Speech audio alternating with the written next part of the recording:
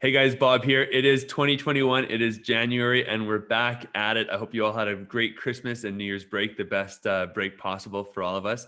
And we're kicking this thing off in high fashion, high praise, high promise here. And today I have Samantha Leonard, CEO, co-founder of Dental HR. Now, some of you may not have heard of Dental HR yet, but they have been around for a while. Samantha, thank you for doing this. Thank you for kicking off 2021. No pressure. And just please, I'm guessing, dental HR, I'm assuming you started this because you have a strong HR background in dentistry, correct? Well, funny story. My background actually is a dental assistant. So I started that way back when, about 15 years ago, started in the industry as a dental assistant. Just started growing and expanding in my skills and experience. And all of a sudden, I found myself working and being hired by Dr. Sam Dar, a world-renowned orthodontist. Hmm. So he was starting a satellite practice in downtown Calgary and hired me to start it and basically be employee zero. So I was dental assistant, treatment coordinator, front desk, marketing. Basically, he flew in 4 days a month and to see patients, and we grew that practice into a multi-million-dollar clinic in less than 1 year. And then he continued to expand his empire. So I found myself as a dental assistant now starting and running a business, and then acquiring other practices, transitioning, bringing on and expanding the team. So I found myself managing 50 employees in 3 different provinces over in 6 practices. And so all of a sudden, I'm now managing HR. Which I'm sure is a very easy, simple feat. Like, come on, like Oh, totally. Yeah, total opposite. It walk in the was park. it was total opposite. Actually, HR probably took 80% of my job, which I was either putting out fires or I was hiring team members, training them, trying to grow the business, getting the right people in the right seats, doing the right things at the right times, right? That was a miracle in itself. So I was struggling in managing HR, not knowing what HR was, not knowing if we were compliant, dealing with a ton of HR nightmares. And that's where I realized that there wasn't any support in our industry when it came to human resources for dental practices. And so Well, that's what inspired this. and that's actually what was my very next question. Like, so at that time, where did you turn to for HR support? Google. It's everyone's first go these days. Um, and so were there HR firms out there that just worked in like the general HR industry? Exactly. So there was HR companies that focused, on every industry from accounting to IT to oil and gas. But, healthcare and specifically in dentistry, we have a very specific, quirky nuances, the way Hmm. of doing things, right? And Absolutely. how we operate and how our team, you know, um, works with each other. Like, for example, a dental assistant and a dentist, they sit knee to knee together all day. Like that dynamic, that work environment is completely different. And so, we didn't have anything that was specific to our industry. So that's where, I turned to Dr. Dar and I'm like, look, this is the biggest pain point, the biggest thorn in my flesh. And I have no solutions. We should do something about this to help other people. I'm sure I'm not the only person going through this right now and pulling my hair out and crying myself to sleep, dealing with the same issues. So that's where it all started. Well, they say that exact thing. If you've got a question, someone else has the same question. If you find that need and that if you can scratch that itch, then there's an opportunity there for a business. I came from outside the dental industry. I've been here for about 10 years now, and again, you have all these dentists that went to school for many years to be very, very specialized on a very, very small opening in the oral cavity, and it's amazing how and their focus is there in the operatory. And again, whether it is HR, accounting, business development, marketing. There's so many other areas of running a business that they can't be focused on because they're focused on the patient. And so, again, when I heard of the company, Stream Dental HR, and again, I've heard of it a couple of years ago, it kind of piqued my interest. But then again, why should we be surprised? Because yeah, this is a need for dental offices. So Yeah, and I think now more than ever, especially with COVID, like that right. was a big eye opener for business owners because before, most practices probably have less than 10 employees. Most of the time we kind of have our way of doing things verbally, we have verbal agreements and we can get by. But then all of a sudden now we found ourselves in a situation where we had to lay off our entire team in 24 hours. And we went to go and look back and saw that there's no employment contracts. We Right. have no employee handbooks. There's I don't even know what OHS is, right? So all these things that now are the forefront and important for a business to reopen, and they found themselves with nothing. And I feel like that was the biggest kind of game changer for bringing health and safety for employees and employment standards and HR in their practice more than ever. So like, not to be naysayer or not to be pessimistic on the, but just like asking the question, like what is the downside for not just a dental office but really any business, because I'm assuming it's Mhm. like if you don't have the HR angle handled with, like you say, handbooks and guidelines and job descriptions, what as a business owner with any employee, but we're focusing on dentistry, what is the potential downside, that how can that affect their business and affect them personally? Well, that's a really good question. And I feel like it's kind of like an onion and we've got to peel back like layer by layer. Because Okay. I think a lot of like the misconception about HR is that it's just an employee handbook or just hiring and firing, but it's basically managing your human capital, managing the biggest asset that you have in your business. So for example, along the lines of what we were just talking about with COVID, there's that liability piece. So now if we incorrectly had laid somebody off, or didn't handle something properly, now if somebody ever files a lawsuit and we have no paperwork, no documentation, no signage of anything, then who's going to win? The employee is going to win.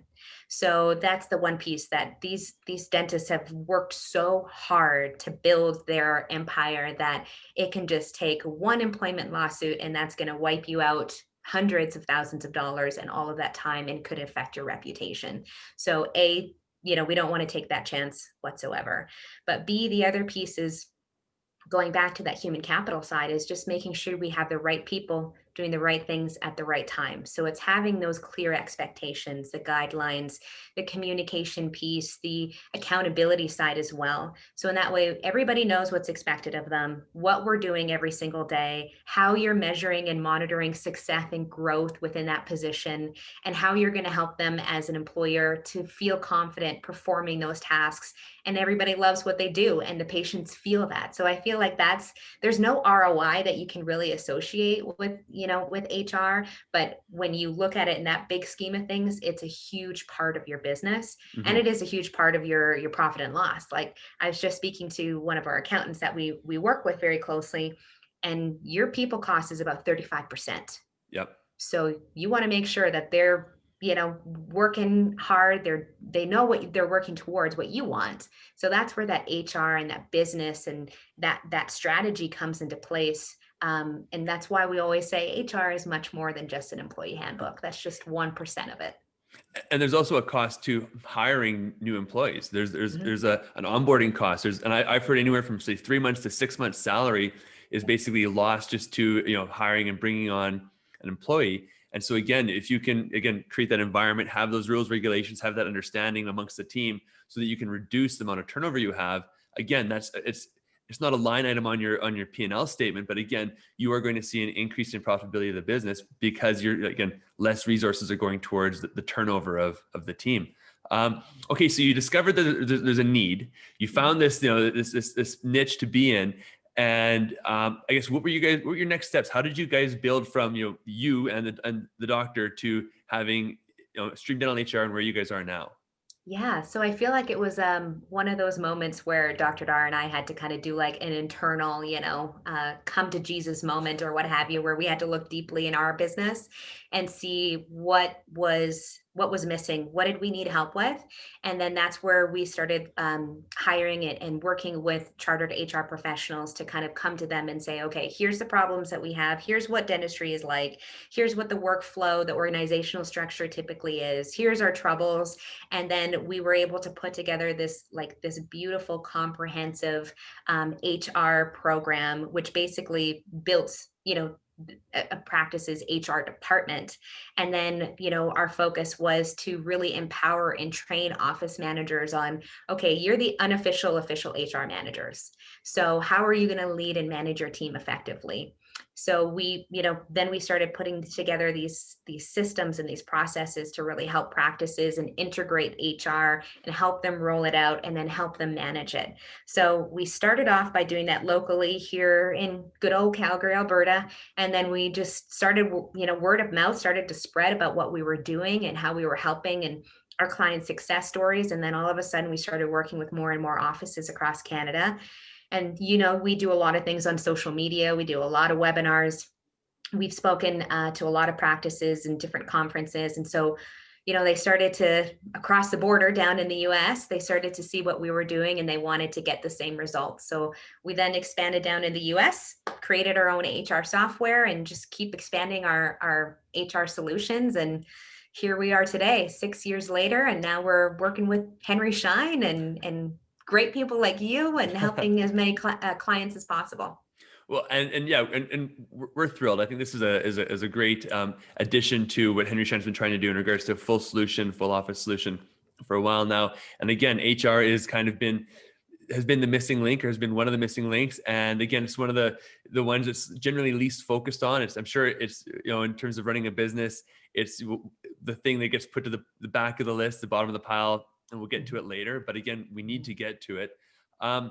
Now, you said software, developing your software, and you also talked about, I'm curious about working with the office managers. Like, I'm curious to know about the flow and the interaction you have with the clinic, and then what does that look like from like the onboarding process to development to, and then once it's completed, like what happens then? What's that process look like? Yeah. Well, when we're working with a practice, typically, if they have an office manager, that's our main point of contact. Mhm. Basically, whoever is going to be managing their team and the HR is who we're working with. So our process, it comes in 3 phases. So the first phase is developing it because we need to create their comprehensive HR program. So when we're working with the practice, we create their employee handbooks, their job descriptions, and then we provide up to another 100 HR documents, which most people are like, do I really need that much? Yes, you really need that Really, much. From 100? 100. So everything from onboarding, so what they need to sign on their first day, their offer letter, employment agreements, probationary periods. Then we have performance reviews, corrective actions. If somebody, let's say declines a vaccination, which that's probably going to be coming up Yep. in this year. If they decide to decline a vaccine, well, we need to have documentation of that they understand this is the risk and the hazards, the occupational hazards of working in a dental practice, right? So, all of those pieces are things that we need to make sure the I's are dotted, T's are crossed. So first step, we create that for the practices, but at the same time, we're actually training the office managers. So we're going through each of the policies so they understand, if they get asked on this question, or if this scenario happens, here's the form that you need to use, here's the system that you need to follow. So in that way, they feel confident in managing their HR and doing it right. And then we help them, phase 2 is helping them to actually implement it and roll that out. So making sure that, we don't want the team to feel like, here's the rules. If you don't follow them, you're out of here, right? We My way or want the them to, highway? exactly. We want them to see that, hey, these are the policies that we're all following anyways right now, but we're just putting it down. So in that way, there's clarity, just helping them communicate and roll that out. Then the last piece is we go into the manage phase. So where we support the office managers. So if there's any questions that they have, we're their on-call advisors. So they have peace of mind knowing that, anything that comes up, we're here to be able to help guide them through that. We have an HR software as well that helps them streamline everything. So it automates it. So literally with 3 clicks, they can send off all the employment documents that need to go out to a new hire. They can go on there, watch any training videos that they have in their learning management system. So it really saves the practice owners a lot of time when it comes to onboarding. And then the last piece that goes into the management support, or the monthly support, I should say, is we stay on top of their compliance. So for example, we're in 2021, which typically new legislation rolls out. Mhm. So we are the ones who are going in and updating the employee handbooks. We're letting the office managers and the owners know, hey, effective November 1st, this new averaging arrangement has taken place. So here's the documents, here's the memo that your employees need to sign, and here's a video they can watch to understand what this new legislation means for them. So And those are the pieces that we do. and it sounds very, very comprehensive. And I'm sure, like you said, like 100 pieces, 100 documents. I had no idea. That's um, mind blowing. And again, just if I'm surprised, I'm sure others are surprised. And again, it's really just showing the importance of having a strong HR plan put together. You did say, and again, it is January 2021. It is a new year. Are there new things that have come out or are coming out that doctors need to be aware of, that they may not be aware of, that again need to be addressed? Yeah, definitely. Even just a few to kind of pinpoint right now is just so for example, November 1st of last year, if practice owners had any averaging agreements, so those were typically in place to kind of help manage overtime that was being paid. That effectively had changed to averaging arrangements, which means something completely different. So if you had that in place, now you have to roll out this new program or else that is void. So those are some one piece, but then also now that we're seeing COVID-19 vaccines, that's probably going to change a lot of things, especially in our industry. So we're still waiting to hear on those points. But one piece that I did want to bring out, especially for the practices that your listeners that are, here in Alberta, the way that licenses and permits now are being renewed, there's a questionnaire that the ADA&C had released, which essentially you need to kind of go through and say that, yes, I have this in my practice. Yes, I understand what this means. And a big chunk of it is occupational health and safety and infection prevention and control.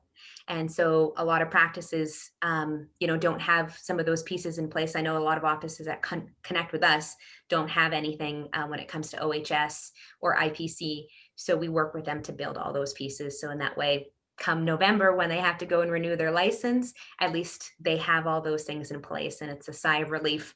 They don't have to scramble last minute to get all those things in order to renew their permit. Well, I know about roughly 10 years ago now, Alberta Health did put in a lot stronger, more strict infection control protocols, which of course you worked through if working in the dental industry as an assistant at that time. So I'm expecting most offices should have a pretty good strong handle on that as of now and have their binder and their workflow. But I think, like you said, yeah, the occupational health and safety part of it might be a big void that needs to be addressed. And I wanted to keep this short, Samantha. I don't want to get too long into it. One question, you did mention the vaccine right now, and I was actually just randomly, I was in an office yesterday. They were having an office meeting, and someone did ask about, not that they were, I believe, were looking to refuse the vaccine, but it is a question. Like, are we waiting for a direction on that, or is that something that we can speak on now, or what do we know on that? Yeah, we're still waiting a little bit more once, because I think what legislation is basically kind of waiting on is right now the first phase of who needs to, the essential workers who are being vaccinated first. So I think they're kind of giving themselves that little buffer to really solidify what is this going to look like and Mhm. how is this going to impact human rights as well. Because now we're going into the right of your medical rights, your rights to refuse vaccines for religious reasons or for medical reasons. So there's a lot of pieces that we need to look into, and practice owners need to really tread softly on this. So we're hoping that in the next month or two they'll release some more information. But I'd love to come back on here and we can have another hot topic on that, and provide some guidance for practice owners on this very delicate scenario.